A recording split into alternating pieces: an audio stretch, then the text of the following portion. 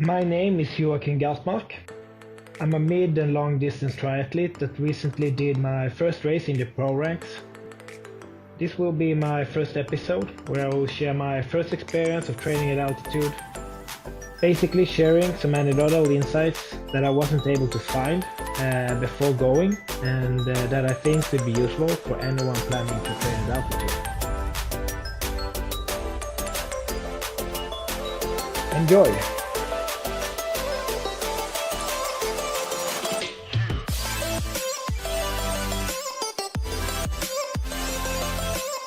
One of the things I wanted to focus on today was my period at altitude in Sierra Nevada, which is around about 2,320 meters above sea level.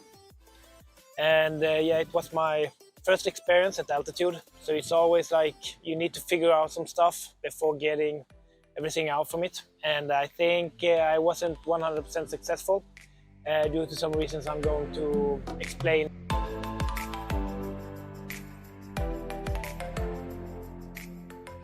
Simply, one was because I didn't check my iron levels before going up, and I realized because I did a blood sample analysis 2 weeks into the camp, and I realized that my iron levels was a bit low, was below the recommended interval. And as you probably know, in order to improve at altitude, you need to increase the levels of red blood cells. And for that to happen, the body needs iron. And the observation for increasing, when the blood cells are increased at altitude, could be up to 3 times higher than at sea level. And realizing that my iron levels was much lower than what you need to get the benefits from altitude was one of the bigger mistakes I did. So basically I started to supplement around about two weeks into the camp, and I did another check with the blood sample analysis 4 weeks into the camp. However, we saw that the markers you check didn't actually go in the direction you are targeting when staying at altitude. And yeah, I think the major factor to that was that I didn't have sufficient levels of iron. So that was probably one of my biggest takes, to check it before going, probably complement with some supplements, and ensure that you follow up on it while at altitude as well, so you know you're within the intervals basically.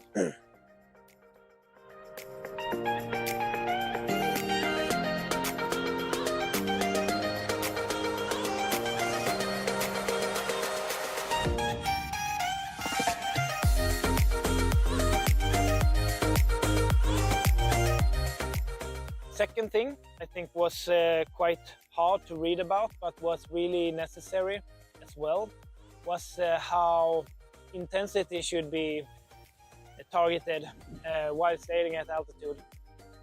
For instance, during your first week, it's usually not common that your heart rate goes up very much, but after the first week when you are acclimatized, it's actually lower than to sea level, both in resting heart rate but also when you exercise. And I couldn't really use the heart rate that well to figure out what intensity I was going for. And normally I don't use it at sea level either, but I was thinking that maybe it could be a marker just to have a clue. And because when I complemented this with lactate, which I did quite more frequently than I usually do at sea level, it was quite obvious that heart rate could stay quite low, actually in zone 2, while lactate could be almost close to threshold levels, so it could be significantly higher at the altitude.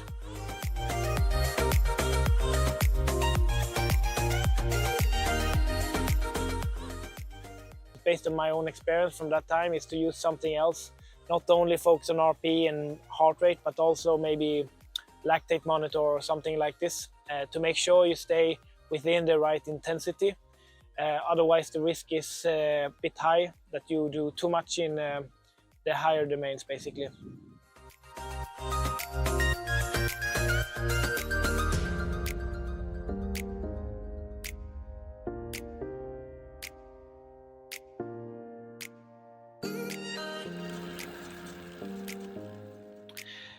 And thirdly, was also that being at sea level, I'm used to having 2-3 days executed at quite high intensity. Maybe if I do race specific, is 2 days in consecutive, being race specific, and then I have an easier day. Or if I'm in more in threshold base block, I do 3 days hard, followed by 1 easy day.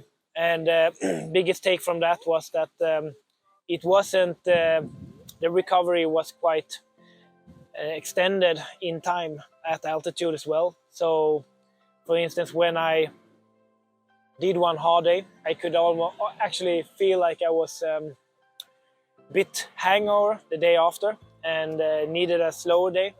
So it was very much like one hard day, one easy day, one hard day, one easy day. And the hard day is something I define as where you include both volumes. So maybe you're having 4 to 6 hours training with intensity included.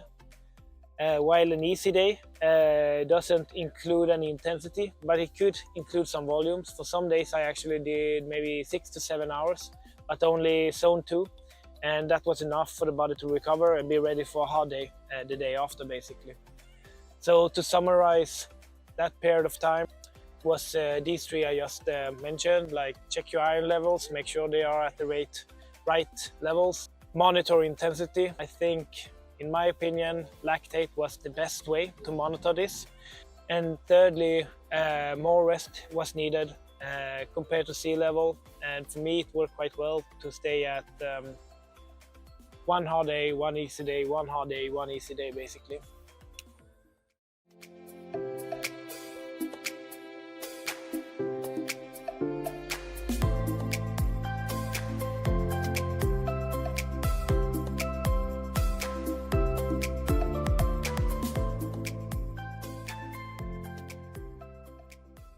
If I would do it again, I would probably also make a change for the period going down to sea level and what I did the last days. I did actually go hard all the way to the last day at altitude, and then I was traveling to Malaga. So I was actually going to an airport to fly to Lanzarote, where I'm at now.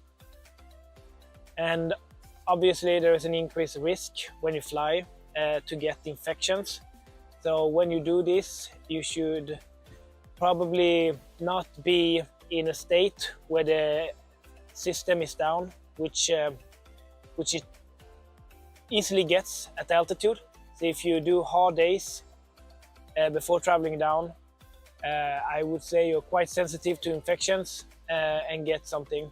And that's what exactly that's happened to me. So 5 days after my arrival to Lanzarote, I catched a cold and needed to have a couple of down days just to recover from this, rather than focus on the race preparatory period.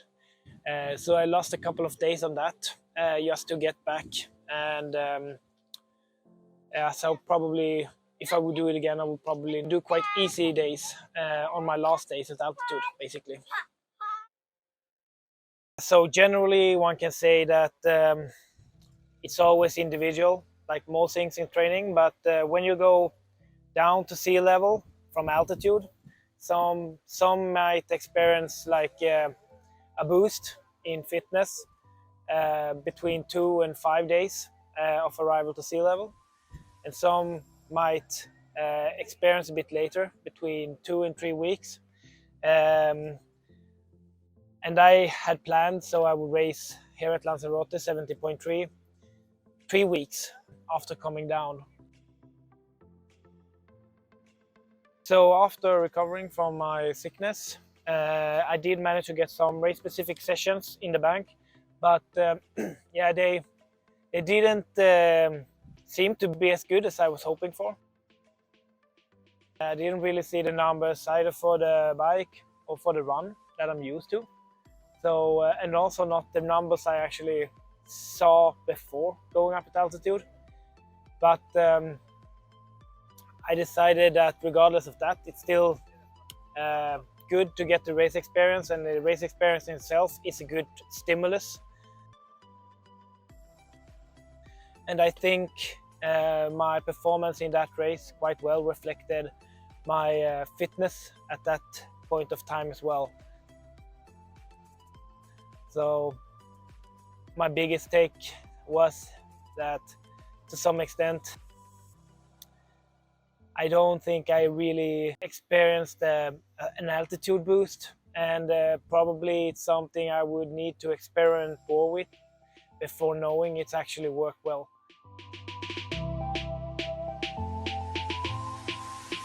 Okay, Peji, where are you going? Going to check in. Check in. And confirm my participation in the race. Nice, nice. Sweet.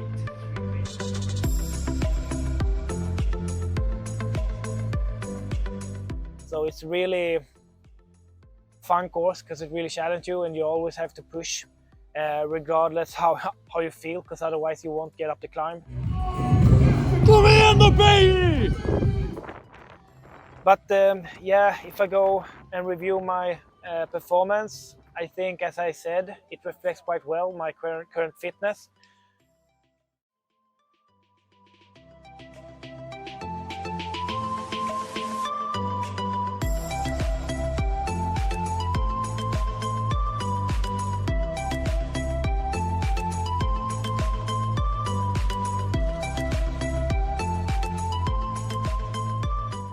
It can be better. I think most things, all disciplines can be improved. As my brother says, it's quite easy actually. It's just what I need to do. I need to swim faster, I need to bike faster, and I need to run faster.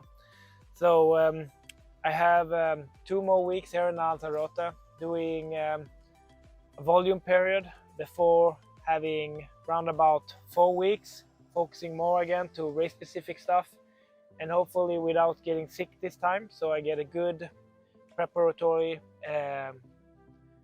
period and ready and faster on the upcoming race.